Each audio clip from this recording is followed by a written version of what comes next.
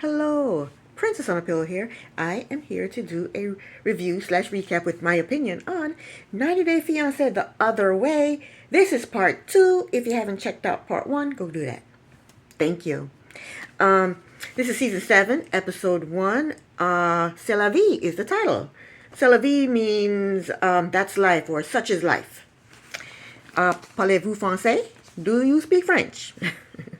Let's get started. Okay, we have, how do I say this lady's name? Madeline. I'm going to be calling her Madison. I know I am.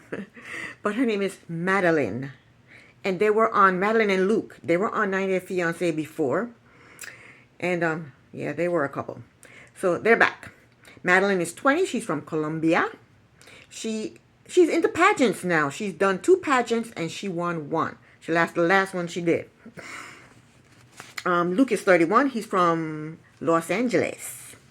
Madeline and Luke are engaged to be married. Put this down a little bit. They met 2 years ago when Luke went on a boys' trip to Colombia. When he got to Colombia, he downloaded a dating app, and that very day or the next day, he met Madeline, and they were smitten with each other. Luke said when he went back to the States, him and Madeline talked every day. He said after 3 months, he tattooed her name right next to his peen. 9 months after meeting her, Luke proposed marriage to her. He was supposed to move to Colombia, but he lost all his money. It's now been a year, and Madeline is putting the pressure on him for him to move to Colombia immediately or else. He does not want to find out what or else mean. So he plans on moving to Colombia in 3 weeks and then marrying Madeline. When they were on 90 Day, the first time, Luke was rolling in the dough, and he funded Madeline's lifestyle. He put her up in a fabulous apartment, he bought her a fabulous car, and he bought her a fabulous salon for her to run. The salon wasn't making any money. And then he went broke. He invested in some glasses and some jewelry and didn't see a return on his investment and he was broke. Now she's telling him to get her a helicopter because that's how she wants to come to her wedding, in a helicopter. He told her he can't afford it and they need to stick to the budget. He had invested in sunglasses and jewelry and never saw a profit in it, so now he's totally broke. Totally broke. But he has a job. He is a mining engineer, and he said once he quit that job and moved to Colombia, he won't have an income. So he's trying to save his money. He's not trying to rent no helicopter to fly her to the wedding. I said in my last video, the couple Mano and Anthony, they wanted to move back to France. He wants to move to Colombia. He needs to stay his butt in LA and keep his job, his engineering job, his mining engineering job. What are you moving to Colombia for? You're going to quit your job and move to Colombia and you're not going to have an income. And you have debts. That doesn't make any sense to me. These people don't make any sense to me whatsoever. Okay? Just stay your butt in the States. Let her come to the States. But, he said he promised Madeline he was going to give her her dream wedding. And she wants a helicopter, so he's going to have to get a helicopter, whether he's in debt or not.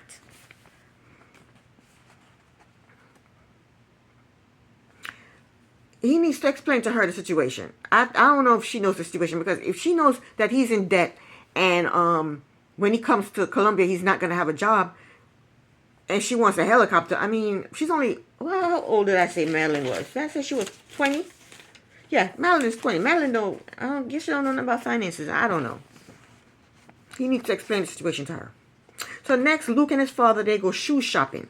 He had bought shoes for the wedding, but Madeline don't like the shoes, so now he got to go buy more shoes. And his father is like, his father is telling him, don't let Madeline walk all over you. So what if she doesn't like the shoes? His father told him that he didn't need to buy another pair of shoes, and he need to save his money because he has bills to pay. You know, and soon he's not going to have an income. Luke told his father that he didn't want to ruin Madeline's day over a pair of shoes. The father said he said it's a problem if a pair of shoes is going to ruin a wedding. I agree with the father. His father told him that he doesn't have to spend a fortune in order to have a nice wedding. And it's true. You don't have to spend a fortune in order to have a nice wedding. She don't need no damn helicopter. What he didn't tell his father, though, is he promised Madeline her dream wedding. We promised her a dream wedding for when you're broke. Where you going to get the money from? Luke said he is planning to build a resort. I guess when he gets to Colombia, he's going to build a resort. How long does it take to build a resort? How much money does it cost to build a resort? You're in debt right now. You're going to build a resort? Come on. Maybe you can do it. Never ever say never, right?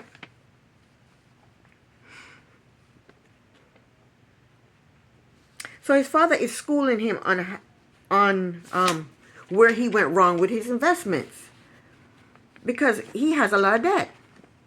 His father told us that Luke went to business school, and him going to business school didn't do any good, because he said he just allows money to flow through his fingers. He said Luke is a very impulsive person. The father asked him if Madeline knows that he's in debt. And last time they were on 90 Day, he did tell her that he was in debt, that he had no money, he was broke. He did tell her that. So she does know. So I don't know why she wants a helicopter. Where she think he's going to get a helicopter from? How she think he's going to pay for this helicopter? So she does know that he's in debt. I remember last time they were on, he did have to tell her that he lost all his money.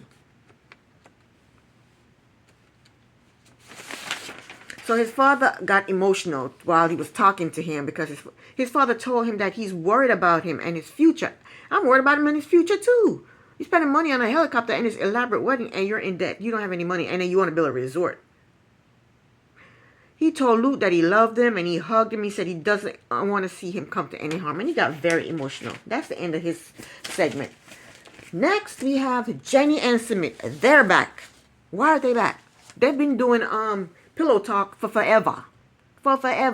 And now they're pretending like they're broke. I don't think they're broke. They're pretending like they're broke and they got to move in with their family. And that's their storyline. They are not broke.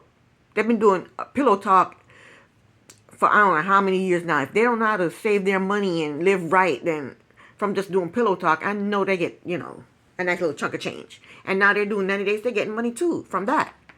These people are not broke. This is a fake storyline, but we're going to roll with it. All right. So yes, they're back. And they're still going strong. Jenny is 67 years old. Sumit is 36 years old. When they first met years ago over the internet, Sumit catfished her. He did. When he finally sent her a real picture of himself, Jenny didn't care because she was already in love with him. Okay? So she gave up everything, and moved to India to be with Sumit. Then, when she gets there, she finds out that Sumit is already married. Yeah. First he catfished her. Then he lied, deceived her. He's already married to a nice, young Indian woman that his family fixed him up with. But he wasn't happy. So guess what he did? He divorced the Indian woman and secretly married Jenny behind his family's back. That damn Sumit boy. First he catfished the woman. Then you marry somebody else. Then you sneak and marry Jenny behind your family's back. Sumit, you ain't. It ain't shit. Oh.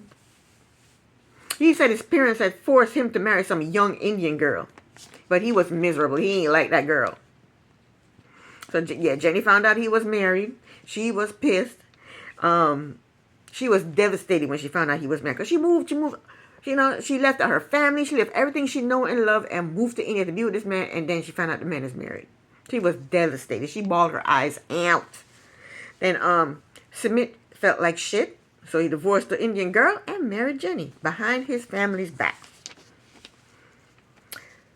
When Sumit finally got the balls to tell his parents that him and Jenny got married, they were so angry they disowned his ass. Now, it seems like his parents has accepted their relationship. Now Smith is telling us that he lost. They've been doing pillow talk, I don't know how many years now. Now Smith is telling us that he had a job and he lost his job, and now they got to move in with the parents because they didn't have no money. Lies, all lies. This is just the storyline. Anyway, so Smith family includes his parents, his brother, the brother wife, and the baby. Not a baby. He was about 4 years old. That's not a baby anymore. But yeah, that's all the people that living in that house, and they're going to go live in that house too. And Smith is happy to be going back home to live with his family because there he has no responsibilities. He doesn't have to do anything. Jenny is worried because she knows his mother is going to work her like a dog. She's going to have to cook. She's going to have to clean. She's going to have to sew. She's going to have to make hats, polish shoes, do anything the mother wants her to do. She's going to have to do it. Okay? Jenny's about to be Cinderella up in that house. Okay? She's what, 67 years old? She's going to be a 67 Cinderella. But you know what? Jenny is a tough old bird. I would not have been able to handle the things that she handled. Being catfish, leaving the States, everything she know and love, even her daughter, and going to India and then find out this man is married, and then dealing with his disgusting, disrespectful parents. They were nasty to her. They were nasty to her. And now she have it, and then sneaking to go marry the man behind the parents' back, and now she got to move in with them. She's a tough old bird because I couldn't do none of that. I wouldn't be able to do none of that.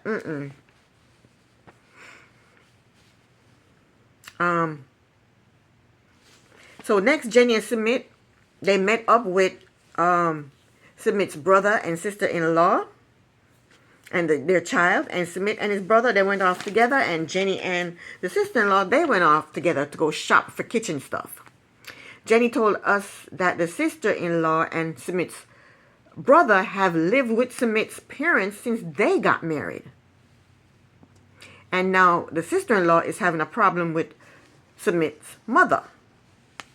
The sister-in-law told us that if Jenny doesn't catch on to their way of living, Smith's mother will get angry with her. So the sister-in-law told Jenny what to expect when living with the family. She told Jenny that she has to be at certain places at certain times. She has to wear certain things, and she has to behave a certain way. In the meantime, Smith is talking to his brother. And he's telling his brother how happy he is to be moving back home. His brother told him he's afraid. He said he's afraid because his wife's responsibilities will double. Because right now she's taking care of him, the baby, herself, and Smith's mother and father. Now when Jenny and Smith move in, that's added people she has to take care of. So he's worried. Smith's brother told him that Jenny doesn't know how to cook and she needs to do chores. She's going to be Cinderella up in there. He told Smith that he doesn't want his wife doing everything. Smith said in his confessional that they need to be patient with Jenny and give her time to adjust. How much time? A month? A year? 2 years? How much time are you going to give her to adjust? I think Jenny needs to go find herself a job. I'd rather sell fruits on the street than be in that house cleaning and cooking for these damn people. I'd rather stand outside and sell fruits on the street. So back to Jenny and the sister-in-law. The sister-in-law told Jenny how Smith's mother and her butt heads sometimes. If I were the sister-in-law, I'd go get me a job. I wouldn't be butting head with this lady, yelling at me, telling me what to do all the time in my own house. I guess it's Smith's parents' house and they moved in with them, but no. I can't live in an uncomfortable environment. My environment has to be comfortable, you know? The bottom line is Smith's mother is the boss at the house, and what she says goes, and everybody better fall in line. Okay? So next, it's move-in day. Jenny is sad and Smith is happy. Smith told Jenny that they are going to live with his family forever. Now he knows that can't happen. Smith's crazy. So on the way over to the family's house, Smith told Jenny that she should cook dinner tonight. What? She needs to unpack her stuff. What do you mean she need to cook dinner? You better order takeout, Cement, and shut the hell up. Or you cook dinner. What the hell? He told Jenny she need to cook dinner for the family. She has to unpack her crap, Cement. So when Jenny and Smith got to the family's house, they do a bunch of rituals. First, they put red dots on their forehead. This is before they even walk into the house. They put red dots on both Jenny's forehead and Submit's forehead. They remove their shoes. Well, people who come into my place have to remove their shoes also, so that's no big deal. They remove their shoes. They cleanse them with some candle stuff. They cleanse them. They threw some petal on Jenny's head, or in her hair. Sprinkle some feathers, some petals in her head. And then they made her kick over a bowl. I don't know what that was all about. They made her kick over a bowl. And then she comes in, and everybody had to bend down and touch each other's feet. So then Submit's mother started going through Jenny's clothes. And whatever that couldn't fit Jenny, she gave to the sister-in-law. She just said, here, you take this. Jenny can't fit this. You take this. I'm like, what? Jenny's like, why is she going through my stuff? I wouldn't go through her stuff. Why is she going through my stuff? Then the mother found Jenny's liquor. She said, what is this? She said, Jenny, you drink this? Submit said, that's her medicine. Submit said, that's her medicine. The mother said, if you're sick, you call a doctor. You don't drink this. It was hilarious. But that was the end of that. Jenny was pissed. She was pissed already. The first day. They just got there and she's already pissed. But that was the end of the episode. This is the end of my review. Thank you so very much for watching. Princess on a Pillow here. Bye.